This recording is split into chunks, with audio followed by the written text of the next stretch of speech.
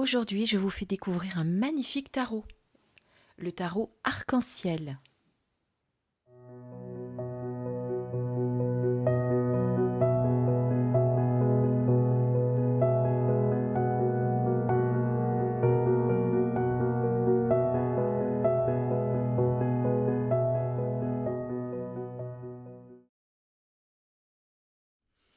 Coucou mes belles lumières, j'espère que vous allez bien, c'est Christine. On se retrouve pour une nouvelle présentation, la présentation du tarot arc-en-ciel qui est aux éditions Intuitives. Les éditions Intuitives sont une marque des éditions Trédaniel, Guy Trédaniel que vous connaissez maintenant, ne les présente plus. Merci à Isabelle pour ce bel envoi, on va le découvrir ensemble et on regarde tout d'abord ce que nous avons au dos de la boîte. Les arcs-en-ciel sont des symboles universels de joie et d'émerveillement. Levez simplement la tête quand l'un d'eux apparaît et un sentiment chaud et agréable vous envahira. Les 78 lames de ce tarot magnifiquement illustré représentent chacune une scène de fantaisie que vous pourrez interpréter pour donner un sens à votre vie. Considérez que les arcs-en-ciel sont faits de lumière, mais cette même lumière est composée de différentes couleurs, tout comme les vérités se trouvent en combinant des perspectives et points de vue différents. Tout ce que vous devez faire, c'est chercher ce qui se trouve au bout de l'arc-en-ciel. Voilà, ce petit coffret est au prix de 24,90 € aux éditions Intuitives, comme je viens de vous le dire. Donc, il arrive dans une boîte légère cartonnée comme ceci, avec ouverture par-dessus. Voilà, là vous avez tout d'abord donc les cartes de présentation du jeu avec les informations sur les éditions Trédaniel. Là, vous avez la petite carte de présentation également du jeu. Ensuite, vous avez le petit livret qui est à l'intérieur. Donc, il est là, que l'on va découvrir ensemble. Alors, il s'agit d'un petit livret papier, pas en couleur, donc noir et blanc, sur lequel vous allez retrouver un petit préambule concernant le tarot arc-en-ciel. Ensuite, un seul tirage qui s'appelle le tirage arc-en-ciel. Et ensuite, une interprétation de vos cartes. Voilà. Donc, la signification des cartes en titre. Et ensuite, on commence par les majeurs et les mineurs. Donc, vous avez très peu de texte pour chaque carte, comme vous le voyez. On rentre vraiment succinctement dans le détail. On tirera une carte à la fin justement pour voir un petit peu comment ce tarot nous parle. Ensuite, vous avez les arcanes mineurs qui sont ici. Donc, tout simplement. Fin, vous avez des infos voilà. Et là, la première édition, qui a été une première édition chez Lo Scarabeo, donc un tarot qui est de David Ecorsi et Jamie Elford. Et ensuite, ici, vous avez eh bien, les infos concernant cette dernière édition. Voilà, tout simplement. Maintenant, on regarde les cartes. Alors, les cartes, elles sont de très bonne qualité, assez épaisses pour un tarot, parce que souvent, les tarots dans des boîtes comme ceci sont légèrement plus fines que ce qu'on a l'habitude de trouver. Ensuite, donc, pour chaque carte, vous avez le numéro de la carte. Il n'y a pas de nom, comme vous pouvez le constater. Ici, vous avez le dos de la carte. Très joli, que vous pouvez lire en inversé si vous le souhaitez.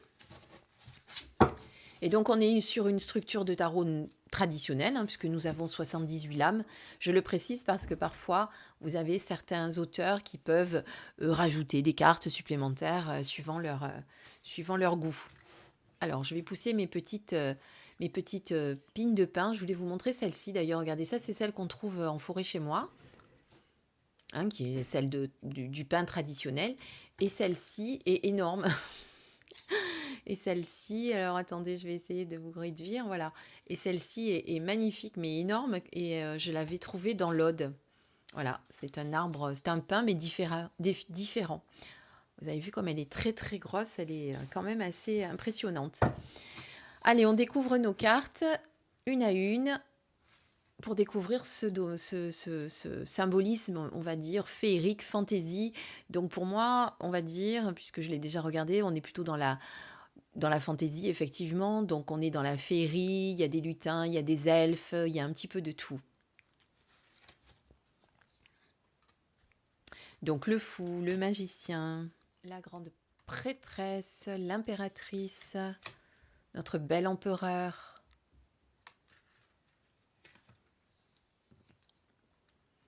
le hiérophante. Là, on reconnaît bien nos amoureux avec l'arc-en-ciel derrière. Alors moi, quand je vois un arc-en-ciel, je me dis toujours que c'est un porte-bonheur. Voilà, je trouve que l'arc-en-ciel, pour moi, c'est un signe particulier. Je ne sais pas vous, vous me direz ce que vous en pensez. Ce que vous pensez quand vous voyez un arc-en-ciel, est-ce que ça a une signification particulière pour vous? Là, vous avez le chariot. Là, vous avez la force, hein, regardez, qui est très belle aussi. Notre ami l'ermite. La roue de fortune, la justice,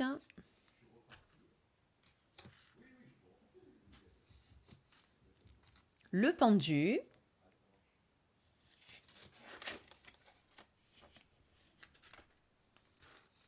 la mort, la tempérance,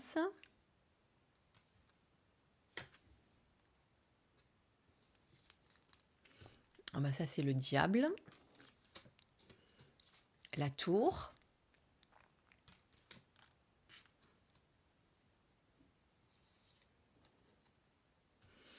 alors là nous avons l'étoile,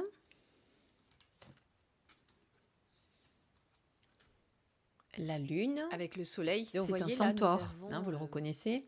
Donc c'est pour ça que vous voyez, on est vraiment dans le monde féerique, fantasy, que j'aime beaucoup. Donc on avait le soleil, là on a le jugement, et notre dernière carte qui est le monde. Voilà, on vient de passer toutes les majeures. Alors moi, ce que je trouve avec ce tarot, hein, mais ça c'est mon appréciation personnelle, après chacun le fera à sa manière, c'est que je pense que c'est un tarot que je vais pouvoir également utiliser comme oracle, c'est-à-dire en me laissant guider par les illustrations et en oubliant totalement la symbolique du tarot. Là, on passe aux coupes, et donc vous voyez, là nous avons une petite sirène.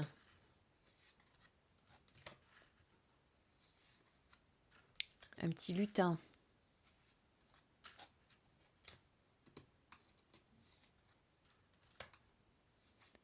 Donc là également pas de nom, uniquement le symbolisme et le numéro.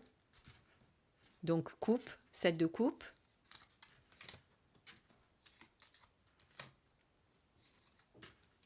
Donc pareil pour les cavaliers, enfin là on est sur le valet. Oui, mon cavalier, il est là. Donc mon valet, mon cavalier, la reine et le roi. J'ai dit mon, mais c'est pas le mien, mais voilà. Le valet, le cavalier, la reine et le roi. Ensuite, on passe au denier, donc pareil. Symbolisme plus le numéro. Facilement repérable.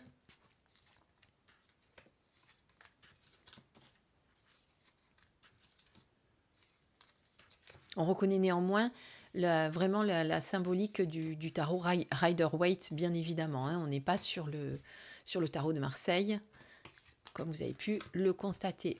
Donc là, notre valet, notre cavalier sur son raton laveur, il me semble bien.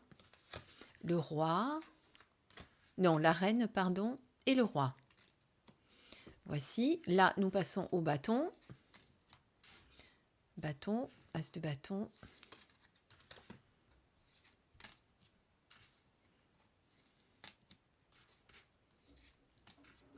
Donc moi j'aime bien ce côté féerique, elfique, un petit peu tous ces mélanges de personnages qui sont assez particuliers.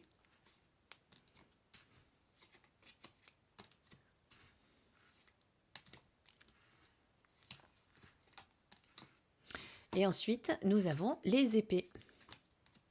L'As, le 2, le 3,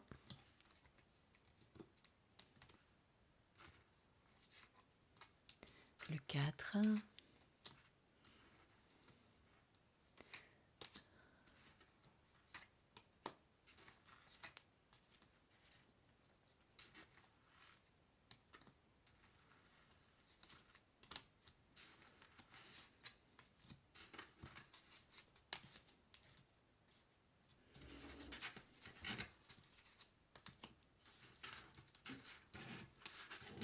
et notre roi. Voilà. Alors maintenant, on va s'amuser à tirer une carte. Alors, on mélange tout d'abord. Donc, vous voyez que au niveau de la brasse, ça va tout seul. Alors, moi, j'aime bien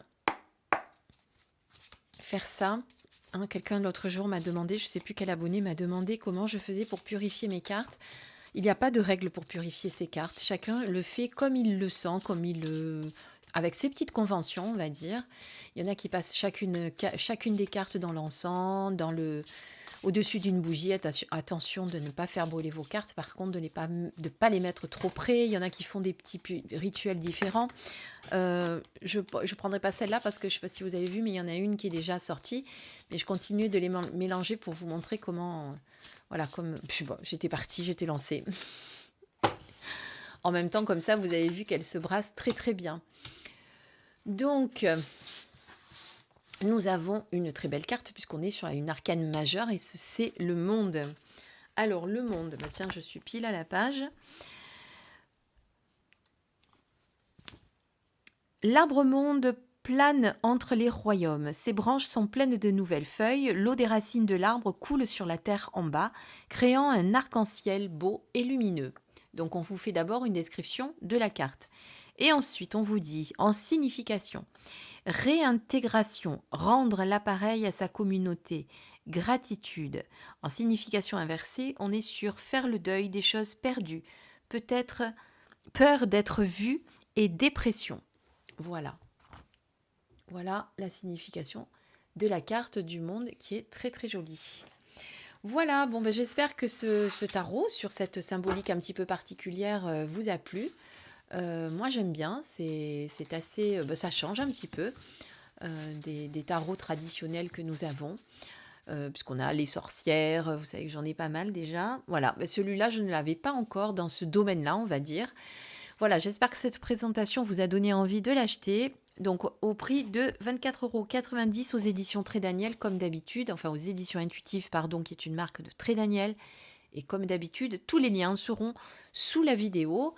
Bien entendu, si vous ne l'avez pas déjà fait, je vous invite à vous abonner, à me mettre un petit pouce, à liker.